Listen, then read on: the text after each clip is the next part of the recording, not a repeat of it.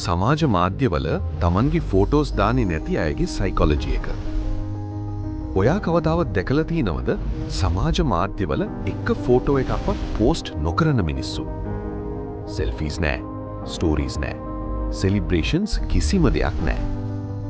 අටෙන්ෂන් හොයන මේ ඩිජිටල් ලෝකයේ මේ අය ටිකක් වෙනස් වගේ පේනවා.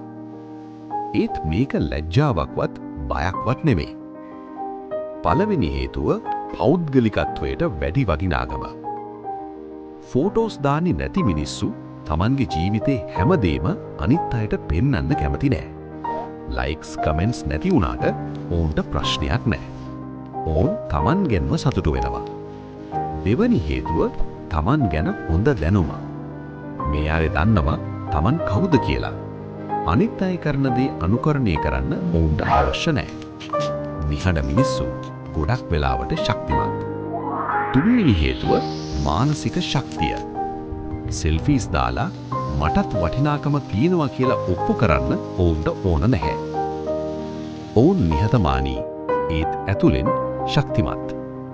අන්තිමට සමාජ මාධ්‍ය කියන්නේ ඇත්ත ජීවිතේ නෙවෙයි. ඔවුන් තෝරන්නේ ෂෝ ඔෆ් කරන්නට වඩා හිතට සාමිය. ෆෝටෝස් දාන්නේ නැති කෙනෙක් දැක්කොත් ලැජ්ජයි කියලා හිතන්න එපා. සීන් වෙන්න ඔවුන්ට අවශ්‍ය නැහැ.